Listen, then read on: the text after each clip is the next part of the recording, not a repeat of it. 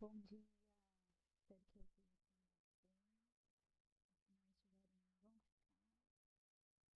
bem. Peço que Deus, Espírito Santo, me ajudem nessa hora para trazer a palavra que eu refleti hoje pela manhã, depois de um período de oração. E eu vou tentar ser breve, porque é um pouco extensa, passa por vários anos dentro da Bíblia, e o foco está na Arca da Aliança e na reconstrução do Templo de Jerusalém. A gente vê lá no Antigo Testamento, enquanto o povo de Deus guerreava contra os filisteus, e a origem dos filisteus também tem uma questão espiritual envolvida, então a gente vê nitidamente uma luta entre o bem, o povo de Deus e o mal. E a gente vê que numa determinada batalha, a Arca da Aliança ela foi tomada pelo povo filisteu e colocada dentro dos seus templos pagãos. Enquanto a arca esteve em posse deles, aconteceu uma série de destruições junto ao povo filisteu, pragas, enfim, uma série de questões. Até que foi possível resgatar a Arca da Aliança. A Arca da Aliança representa a presença de Deus. Vamos lembrar lá do povo quando vivia ainda nas tendas, no deserto. E a Arca da Aliança simboliza a presença de Deus para o povo de Deus. Então, quando se conseguiu resgatar a Arca da Aliança que tinha sido roubada, ela ficou por cerca de 20 anos na casa de um levita, até que Davi trouxe a Arca da Aliança. E Davi queria muito construir um templo para que a Arca da Aliança fosse depositada. Davi queria construir uma casa para o Senhor. E aí a gente vê lá em Primeira Crônicas 17, Davi falando assim no verso 1: Sucedeu, pois, que morando Davi já em sua casa, disse Davi ao profeta Natã: Eis que moro em casa de cedros, mas a arca do concerto do Senhor está debaixo de cortinas. Então Davi se sentia constrangido de viver num palácio e a arca da aliança não ter um templo digno para ficar. E aí Davi eu falou: vou reconstruir. E Natan falou assim: o que tem no teu coração, então faz assim. Só que aí naquela noite, o Senhor falou com o profeta Natan e falou: vai lá e argumenta com Davi, porque não é Davi que vai construir o meu templo, e sim o filho dele. Então, Natan vai e entrega a palavra do Senhor para Davi, e Davi fala: ok, então não vou construir, né, o templo, e meu filho vai fazer isso. E a gente vê mais para frente, em 1 Crônicas 22, a vontade de Davi para construir o templo do Senhor era tão grande que, como ele não podia fazer isso, ele separou todo tipo de material e todo tipo de especialista para já deixar tudo mais esquematizado, organizado, para depois Salomão poder construir o templo. Eu vejo aqui, Davi só não construiu, que era tudo que ele queria fazer, mas ele obedeceu ao Senhor. Davi tinha um coração segundo o coração de Deus. Davi queria honrar a Deus. Então, lá em 1 Crônicas 22, depois se você quiser ler, você vê o quanto Davi juntou recursos, tanto materiais quanto humanos, para que a obra da construção do templo fosse viabilizada. E aí depois a gente vê lá em 1 Crônicas 29, verso 1. Disse mais o rei Davi a toda a congregação: Salomão, meu filho, o único a quem Deus escolheu, é ainda moço e tenro, e essa obra é grande, porque não é palácio para homem, senão para o Senhor Deus. A vontade de Davi era honrar ao Senhor. Até que Davi junta tudo isso, deixa tudo preparado, e Salomão já, quando Davi reinou por 40 anos, e quando Salomão se tornou rei em lugar de Davi, e Salomão pediu a Deus sabedoria. A gente vê lá em 2 Crônicas já, no capítulo 1, no verso 8, Salomão disse a Deus: Tu usaste de grande beneficência com Davi, meu pai, e a mim me fizeste rei em seu lugar. Agora, pois, ó Senhor Deus, confirme-se a tua palavra dada a Davi, meu pai, porque tu me fizeste rei sobre um povo numeroso como o pó da terra. Dá-me, pois, agora sabedoria e conhecimento, para que possa sair e entrar perante esse povo. Porque quem poderia julgar a este teu tão grande povo? Então, assim, Salomão sentiu o peso do que seria não somente liderar aquele povo, mas também cumprir a obra de reconstrução do templo do Senhor. E Deus se alegrou tanto desse pedido de Salomão que Deus deu muita riqueza. Além de dar sabedoria para Salomão, Deus deu muita riqueza para ele. Mas depois ainda, se você vai ler lá em Eclesiastes, Salomão fala que tudo isso é vaidade, porque Salomão também se perdeu, deu umas baitas escorregadas na vida, assim. Enfim, isso é um tema para uma outra conversa. Aí Salomão começa a construção do templo, lá em 2 Crônicas, capítulo 3. E aí a gente vê que uma vez a construção do templo tendo sido feita, lá em 2 Crônicas, no capítulo 7, no verso 1 e 2. Acabando Salomão de orar, desceu fogo do céu e consumiu o holocausto e os sacrifícios, e a glória do Senhor encheu a casa. E os sacerdotes não podiam entrar na casa do Senhor, porque a glória do Senhor tinha enchido a casa do Senhor. Então Deus visitou com a presença dele, com o poder de Deus. E aí no verso 11 do mesmo capítulo 7, assim Salomão acabou a casa do Senhor e a casa do rei, e tudo quanto Salomão intentou fazer na casa do Senhor e na sua casa, prosperamente o efetuou. E aí, olha só, Deus fala o seguinte, lá no verso 13. Deus fala, né, que, ó, no 12 ainda, o Senhor apareceu de noite a Salomão e disse-lhe, ouvi a tua oração e escolhi para mim este lugar para a casa de sacrifício. Se eu cerrar os céus e não houver chuva, e se eu ordenar aos gafanhotos que consumam a terra, ou se enviar a peste entre o meu povo, e se o meu povo, que se chama pelo meu nome, se humilhar e orar e buscar a minha face, e se converter dos seus maus caminhos, então ouvirei dos céus, perdoarei os seus pecados e sararei a sua terra. E Deus fala mais adiante no verso 19.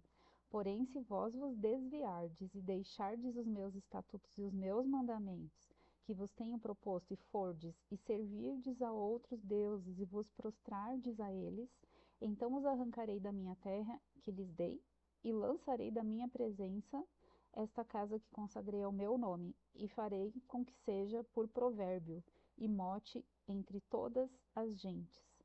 Então aqui já vinha um alerta sobre o que aconteceria no futuro, né? Porque a gente viu lá tudo que Jeremias profetizou depois da conquista do povo de Jerusalém pela Babilônia, por Nabucodonosor, a destruição do templo. Então aqui já vem um alerta do Senhor, né? Se esse povo fizer algo errado, mas se ele se humilhar e orar e buscar a minha presença, eu vou me arrepender, não vou fazer mal. Mas aí o que aconteceu?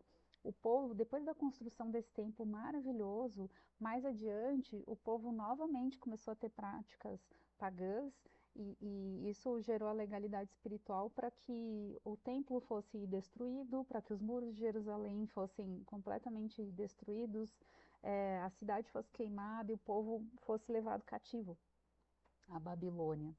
Então aqui já vinha um alerta da parte de Deus. Uma vez o povo. Por que aconteceu isso, né? Por que o povo foi tomado por Nabucodonosor e levado para a Babilônia e Jerusalém destruída?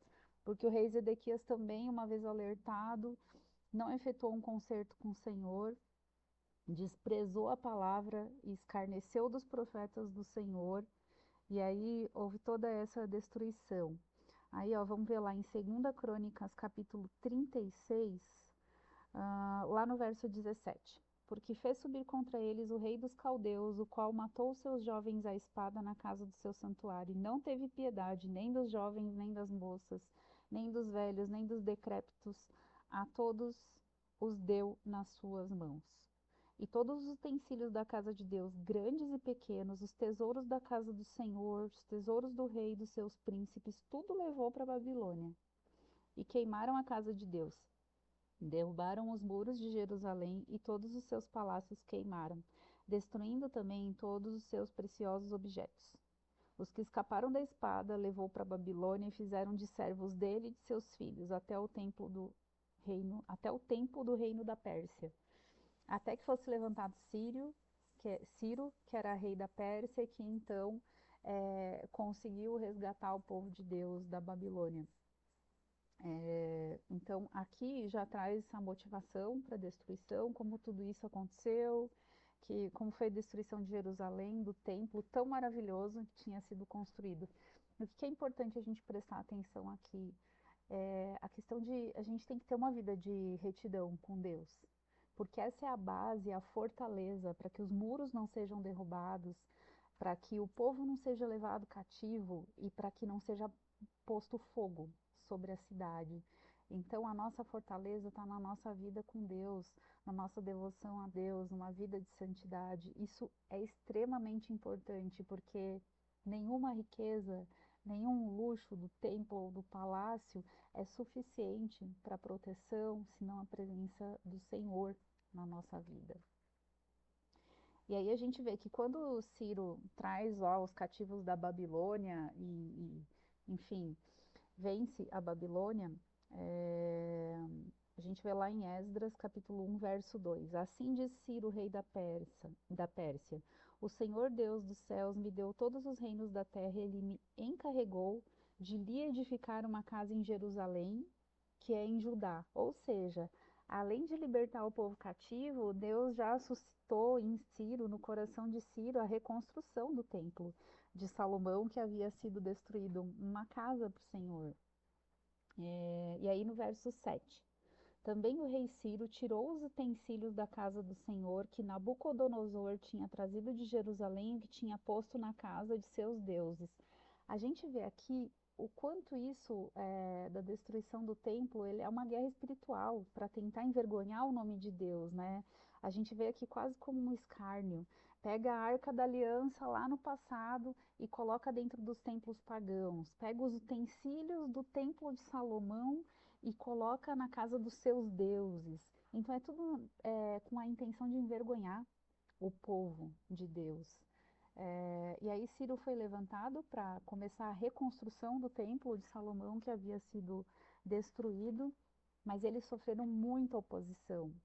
A gente vê que a reconstrução do templo ela demorou 21 anos e ela ficou paralisada, a reconstrução ficou paralisada de 14 a 20 anos, se eu não me engano, porque atravessou-se aí 3 reinados de Ciro até culminar no reinado do rei Dario, para que fosse retomada.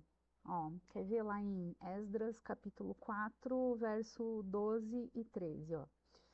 Saiba, o rei, que os judeus que subiram de ti vieram a nós, a Jerusalém, e edificam aquela rebelde e malvada cidade, Jerusalém, e vão restaurando seus muros e reparando seus fundamentos. Agora saiba o rei, que se aquela cidade se reedificar e os muros se restaurarem, eles não pagarão os direitos, os tributos e as rendas, e assim se danificará a fazenda dos reis. Então, assim, sempre tem um levante, uma oposição, quando o povo de Deus se compromete à reconstrução, e aí a gente vê uma simbologia da reconstrução da sua própria vida espiritual, da restauração do altar para Deus, porque nós somos um templo de adoração ao Senhor. Vai haver muita oposição, e por isso que precisa haver firmeza.